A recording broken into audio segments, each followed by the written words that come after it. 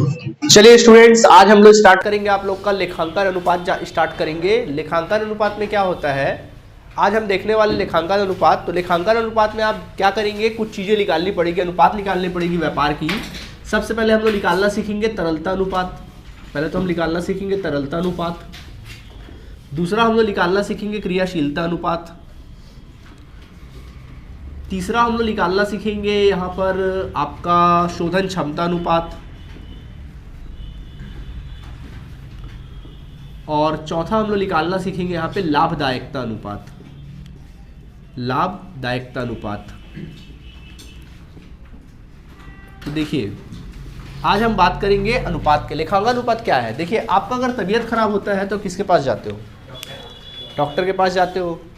तो डॉक्टर क्या बोलता है आप लोगों को, भाई क्या भाई परेशानी है। आजकल का डॉक्टर शायद परेशानी नहीं पूछता, सीधा क्या बोलता है, लिस्ट लिख दे देता है कि भाई जाओ ये टेस्ट करा के आओ। होता है ना, 4-5 टेस्ट लिख के दे देगा, जाओ टेस्ट करा के आओ। टेस्ट के अकॉर्डिंग देखेगा कि भाई आपके ब्लड में प्रॉपर हीमोग्लोबिन है कि नहीं है, ब्लड की मात्रा ज़्यादा है कम है, हर एक का एक लेवल होता है। तो आपके बॉडी का पूरा चेकअप होता है कि नहीं होता है। तो आपको रिपोर्ट कार्ड मिलता है, वो आपके बॉडी का चेकअप होता है। ठीक उसी प्रकार जब व्यापार का अपन को पूरा चेकअप करना पड़ता है, व्यापार के हेल्थ का रिपोर्ट कार्ड जो मिलता है वो किसमें मिलता है पता है तुम लोगों को, लेखांकन अनुपात। व्यापार तुम्हारा सही तरीके से चल रहा है कि नहीं चल रहा हो किसमें पता चलता है हम लोग को, लेखांकन अनुपात। तो लेखांकन अनुपात में सबसे पहले बात आती है तरलता अनुपात की। तरलता मतलब तरल, तरल मतलब रोकड़। यहाँ तरलता का मतलब किससे होता है, रोकड़ से। खाना खाते हो ना सब्जी, तो सब्जी में देखना अगर तरी वाला सब्जी तो उसमें तरलता कुछ तेल तैरते रहता है ना। वैसे व्यापार में बहुत सारी संपत्ति हमारे यहाँ, भूमि है, भवन है, प्लांट है, मशीन है, फर्नीचर है, गाड़ियाँ हैं, बहुत सारी चीज़ें हैं। बट उसमें रोकड़ का जो मजा हो तो भैया अलग ही है ना। तरलता, तरलता क्या, रोकड़। मतलब रोकड़ का काम तो रोकड़ ही करेगा। अभी व्यापार में तत्काल आपको पेमेंट करना है, वर्करों को सैलरी वगैरह देना है, पेमेंट करना है, तो भैया वहाँ भाड़ा वाड़ा देना है रेगुलर खर्चे के लिए, वहाँ आपकी संपत्ति काम आएगी कि रोकड़ काम आएगा, रोकड़ काम आएगा। क्या आएगा, तो व्यापार में एक तरलता का अनुपात होना जरूरी है आपके व्यापार में, ताकि आपका व्यापार सही तरीके से चलने लगे। एक सफल बिजनेसमैन से पूछा गया था कि भाई आपकी सफलता का राज क्या है। तो उन्होंने कहा कि भाई सफलता का 2 राज है।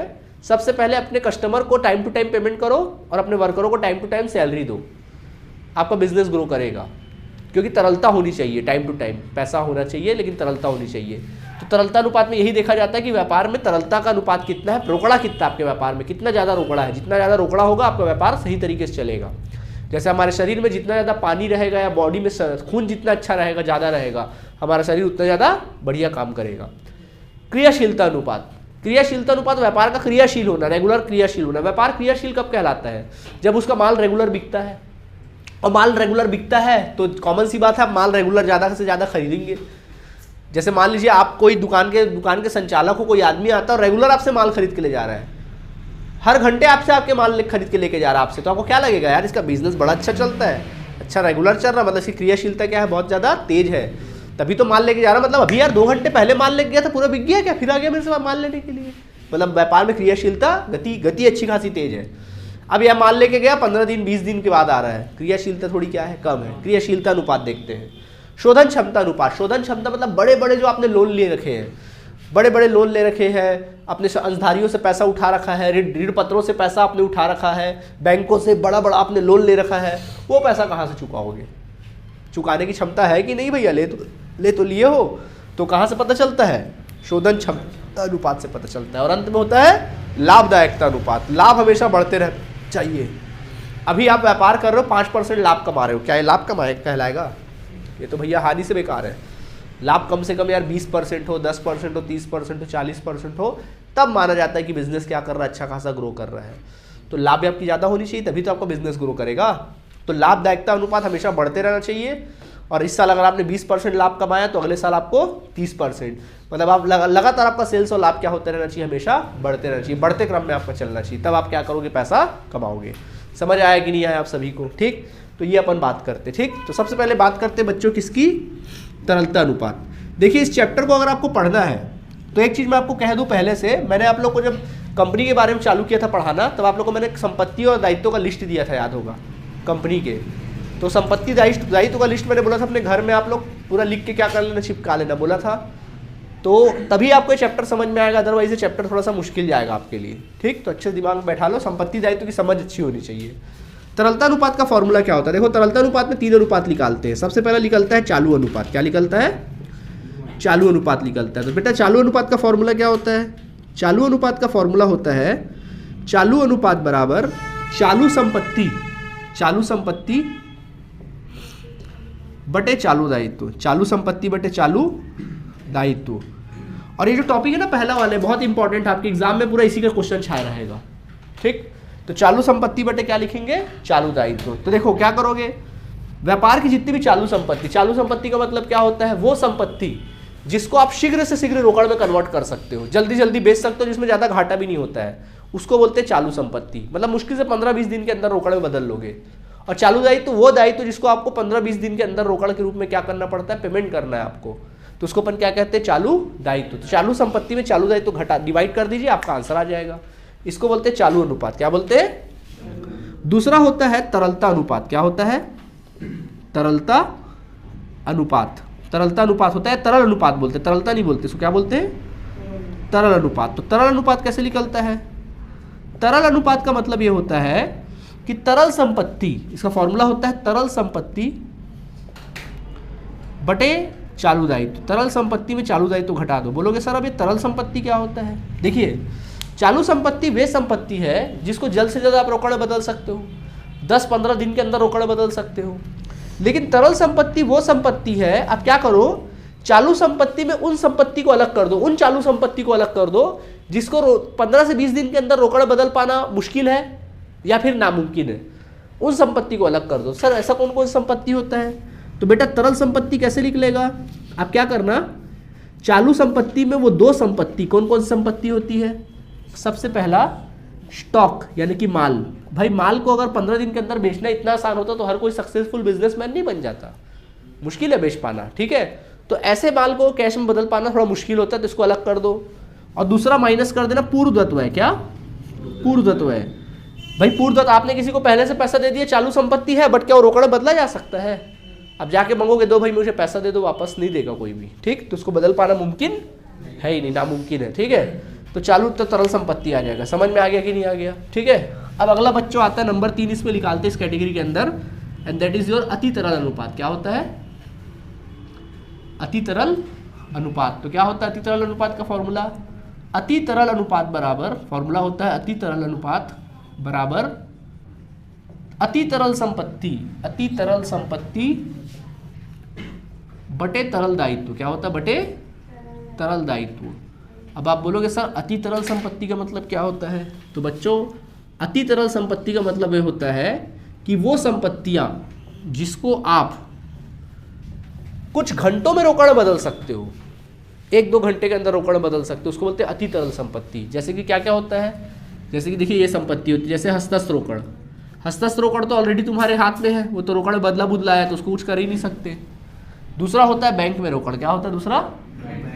बैंक में रोकड़ होता है, वो भी आपका बदला बुदला है। प्लस होता है बाजार प्रतिभूतियाँ। क्या होता है? बाजार प्रतिभूतियाँ।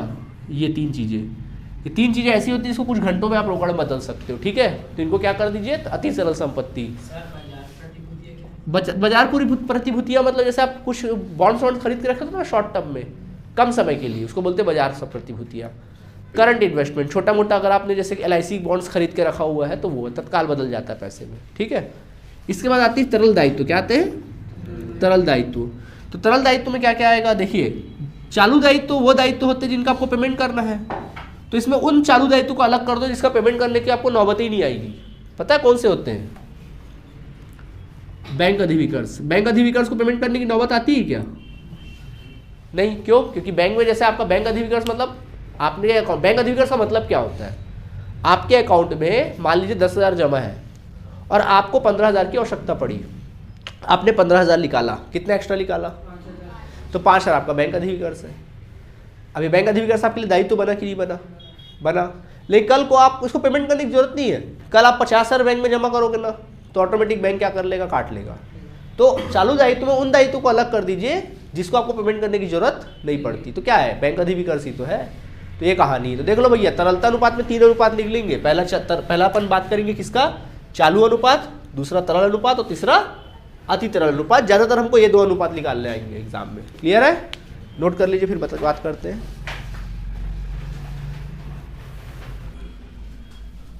चलिए स्टूडेंट्स ध्यान दीजिएगा। अब देखिए क्वेश्चन आपके सामने अवेलेबल है। देखिए क्या लिखा है, निम्नलिखित सूचनाओं से चालू अनुपात व तरल अनुपात की गणना कीजिए।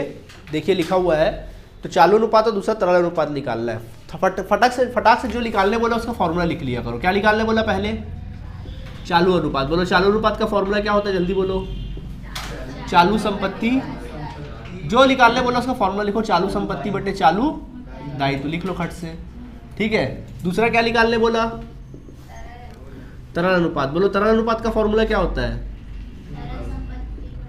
तरल संपत्ति बटे चालू दायित्व, यही होता है, तरल संपत्ति बटे चालू दायित्व। तो दिमाग में बैठा लेंगे, ठीक है। अब सुनो हमारी बात।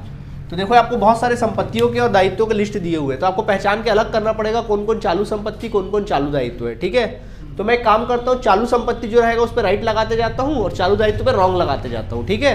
चलो बताओ रोकड़ क्या होता है, चालू संपत्ति। बोलो बकायदा, चालू संपत्ति। देनदार, रहतिया, प्राप्य विपत्र, पूर्वदत्त चालू संपत्ति। लेनदार चालू दायित्व, देवी पत्र चालू दायित्व, कर के लिए आयोजन चालू दायित्व, अदत्व चालू दायित्व, व्यापारिक विनियोग चालू संपत्ति, बैंक अधिविकर्ष चालू दायित्व, मशीनरी, थप्पड़ लगाना मैंने, मशीनरी जो होता है स्थायी संपत्ति होता है, उसको लेना ही पाप है। मशीनरी क्या होता है, चालू संपत्ति, उसको सॉरी स्थायी संपत्ति, उसको मत लेना गधो, पहचान करना आना चाहिए, समझ गए। चलो चालू संपत्ति निकालें। तो देखो चलो चालू संपत्ति निकालते हैं। मान लीजिए आपके पेज का कॉपी का पेज है, चालू संपत्ति निकालेंगे, फटाफट लिखते जाओ। बताओ पहले क्या लिखा है, रोकड़ है, बताओ रोकड़ कितना दिया है, 3 लाख, लिख लो 3 लाख रुपए सबसे अंत में। फिर क्या लिखा पढ़ो, देनदार कितना, 10 लाख, 1 लाख, 1 लाख रुपए। फिर बोलो रहतिया कितना, 1.5 लाख, और बोलो प्राप्य बिल कितना, 70,000, और बोलो पूर्वदत्त है कितना, 10,000, और बोलो कौन संपत्ति है, व्यापारिक विनियोग, व्यापारिक विनियोग 10,000, और कुछ बस। चलिए कितना आ रहा बताइए हमें जोड़ के। देखिए 3 और 1 4 लाख, 4 और 1 3 और 1 4 लाख, 4 और 1 5 लाख, 7 5 12, 12 और 1 13, 13 और 1 14, 6,40,000 भैया। ये हुआ 7 5 12, 1,20,000, 10 30 40, 1,40,000 नहीं हो गया। और 4 लाख वो पहले का, 6,40,000 नहीं हुआ, कितना हुआ, 6,40,000। देख लो ना यार कैसे बोल रहे हो, मेरे को भी कंफ्यूज करते हो। 3 और 1 4, 4 और 1 5, 5 लाख अलग कर लो, 7 5 12, 12 और 1 13, 13 और 1 14, 1,40,000 वो हो गया, कितना हुआ, 640 नहीं हुआ। तो चालू संपत्ति आ गया तुम लोग का 640, ये आ गया चालू संपत्ति। चलो अब इसी प्रकार चालू दायित्व निकालो, कम ऑन जल्दी बोलो। चालू दायित्व में क्या क्या है बोलते जाओ। सबसे पहले लेनदार, बोलो कितना, 12,000, 1,20,000, ओके। फिर उसके बाद दे बिल कितना, 70,000, और बोलो कर हेतु आयोजन, हमेशा क्या होता है, दायित्व होता है ना, याद रखना। कर हेतु आयोजन कितना, सिर्फ कर बोलता तो वह हो जाता ना वो, ठीक है। और बोलो अदत्त वह कितना, 2,000, और बोलो बैंक अधिविकर्ष कितना, 1 लाख, 1 लाख, और बोलो हो गया 1 लाख। चलिए जोड़ लीजिए कितना हो रहा है, देख लो भाई। 7 तो 8 9, 9 और 1 10, 10 और 1 11, 1,10,000 तो यही हो गया, 1,10,000 अलग कर लो, ठीक है। और 5 2 7, 7,000 ये हो गया, तो 1,17,000 और 1 लाख, 2,17,000, 2,17,000। देख लो भाई कितना आ गया, 2,17,000 आ गया, 2,17,000 आ रहा है, 2,07,000, 3 लाख, 3 लाख 1 लाख था क्या, सॉरी मैं 10,000 सोच लिया। कितना रहा, 3,07,000, हाँ 3,07,000, 1 लाख है, ठीक है, 1 लाख है, 10,000 नहीं 1 लाख है, 3,07,000 आया। चलो फॉर्मूले पुट करो, क्या निकालना पहले हम लोग को, चालू संपत्ति। तो बोलो चालू संपत्ति का फॉर्मूला क्या है, चालू संपत्ति बटे चालू दायित्व, लिखना पड़ेगा आप लोगों को फटाक से, ऐसा लिखो चालू संपत्ति बटे चालू दायित्व। तो चालू संपत्ति कितना बताओ यहाँ पे, 6,40,000 है, 6,40,000 बटे 3,07,000। अब इसको डिवाइड करना पड़ेगा, देखो रफली डिवाइड करो, तो रफली डिवाइड करो, 3,07,000 को डिवाइड करिए, कितना आता देख लीजिए जल्दी से। तो चलिए डिवाइड करिए जल्दी से, 3 0 कैंसिल करो, 1 2 3 0 कैंसिल हो जाएगा। तो 640 बटे 360, 640 बटे 360, 7। देखो 307 का पहाड़ा ऐसा पढ़ो कि 640 के आसपास है, दूनी जाएगा तो 307 दूनी कितना हो जाएगा 614, ठीक है। 10 में से 4 जाएगा 6 और 3 में से 1 जाएगा 2, कट 26, दशमलव लगाओ, शून्य बढ़ाओ। फिर देखो क्या है 307 के पहाड़े में 260 तो आएगा नहीं, तो 0 लेना पड़ेगा। शून्यम, तो शून्यम ले लोगे कितना आ जाएगा 260, ठीक है। 0 बढ़ाओगे तो 307 का पहाड़ा ऐसा पढ़ो कि 2600 के आसपास आए।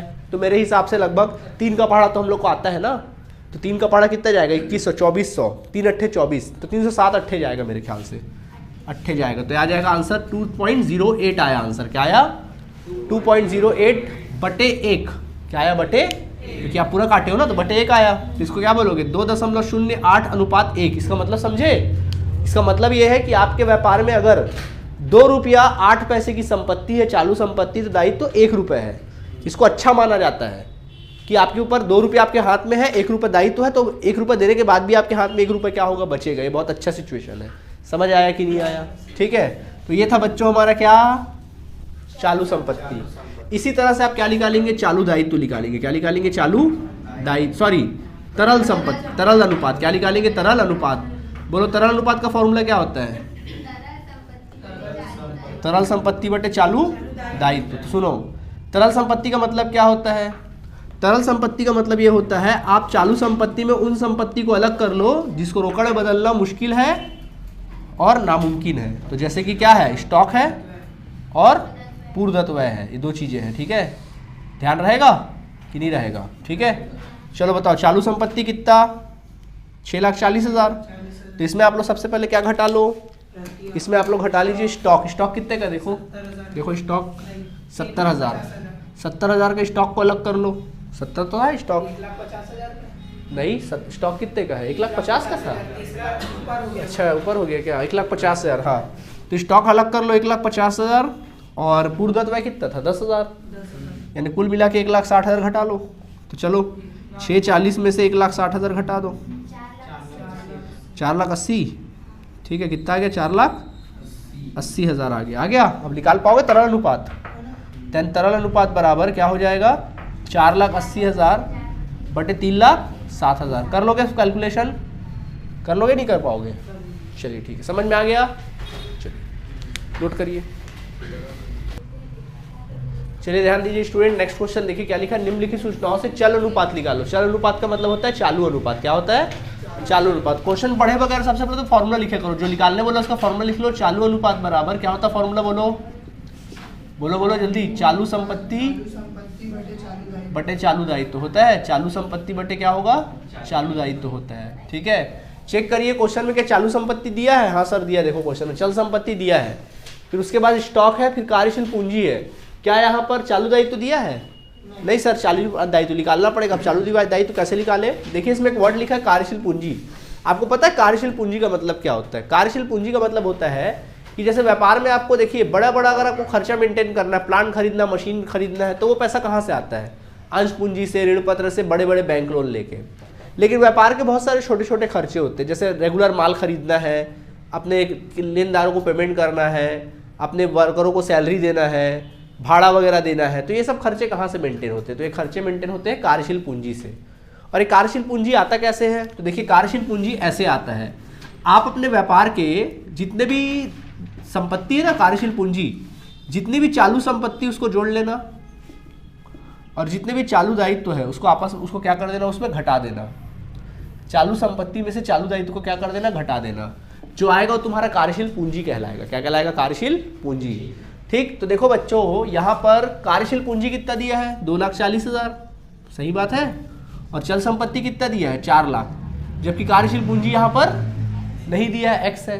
तो अपन निकाल सकते हैं चालू दायित्व, फिर सॉरी चालू दायित्व नहीं दिया है, चालू दायित्व निकल जाएगा। तो चलो सॉल्व करते हैं। तो एक्स को इधर ट्रांसफर करके उठा के ले आओगे, क्या हो जाएगा, 4 लाख एज इट इज लिख देना, और ये वाला आइटम उधर जाएगा तो माइनस में बदल जाएगा, और ये वाला आइटम यहाँ के प्लस में बदल गया। ठीक, तो चलो 4 लाख में से आप 2,40,000 घटा दो, कितना आएगा बोल दो, 160। कितना आ गया, 160 आ गया। यह आ गया तुम्हारा चालू दायित्व। क्या आ गया, चालू दायित्व आ गया 1,60,000। आया समझ में। तो देख लीजिए भाई, इस प्रकार चालू संपत्ति भी हमारे हाथ में है और चालू दायित्व भी हमारे हाथ में। फॉर्मूले पुट करके निकाल सकते हैं चालू संपत्ति, चालू अनुपात। सो चालू अनुपात बराबर क्या हो जाएगा, टोटल चालू संपत्ति कितना 4 लाख डिवाइड बाय चालू दायित्व कितना 1,60,000। सॉल्व कर लो तो इसमें 40/16 कर लो तो देखो कितना हो जाएगा 40/16 कर लो 40 और 16 का। चलो बताओ 16 एकम 16 16 दूनी 32 कितना आ गया 32 आ गया। कितना बचा 8 बचा दशमलव लगाओ शून्य बढ़ाओ 16 पंचे 80 2.5 कितना आया 2.5 तो आंसर आया 2.5:1। समझ में आ गया कि नहीं आ गया। चालू संपत्ति 2.5 रुपये है तो चालू दायित्व 1 रुपये है। समझ में आ गया। इसी के बेसिस पे तरल संपत्ति निकाल सकते हो कि नहीं निकाल सकते हो। तरल दायित्व तरल अनुपात निकाल सकते हो। कैसे निकालोगे तरल अनुपात तरल संपत्ति बटे चालू दायित्व। तरल संपत्ति बटे क्या कर देंगे चालू दायित्व। तो देखिए बच्चों तरल संपत्ति बटे चालू दायित्व करेंगे तो यहाँ पर अपन बात करते हैं तरल संपत्ति की। तो देखिए तरल संपत्ति कैसे निकाला जाता है हमने सिखाया था कि चालू संपत्ति में उन संपत्ति को अलग कर दो जिसको कैश में बदल पाना मुमकिन नहीं है, जैसे कि क्या स्टॉक। और यहाँ पे सिर्फ स्टॉक ही दिया ना, पूर्वदत्त व्यय भी होता बट नहीं लेंगे हम, खाली स्टॉक ही लेंगे। ठीक है तो चलो बताओ चालू संपत्ति कितना बोलो बोलो बोलो 4 लाख। स्टॉक कितने का 2 लाख का तो बचा कितना 2 लाख बच गया 2 लाख तो निकाल सकते हैं। तो इसलिए तरल अनुपात बराबर यहाँ लिख देते तरल अनुपात बराबर तरल संपत्ति आया 2 लाख जबकि चालू दायित्व 160। सॉल्व कर लोगे कि नहीं कर लोगे कितना आ जाएगा देख लो 20/16 है ना। कट करोगे तो 16 एकम 16 16/4 ठीक है दशमलव लगाया शून्य बढ़ाया 16 दूनी 32 बचा 8 5 1.25 अनुपात 1 आ जाएगा। नहीं समझे। तो अब आप क्या कर सकते हैं आपसे इससे रिलेटेड आपके बुक के कुछ क्वेश्चंस वगैरह सॉल्व कर सकते हैं। ठीक है बट मैं आपको सजेस्ट करूंगा कि आप अपने बुक के एग्जाम्पल्स ही बनाइए वो ज़्यादा बेटर रहेगा। ठीक है तो कम से कम 5-6 एग्जाम्पल तक तो बन ही जाएगा। ऑलराइट चलिए थैंक यू बच्चों।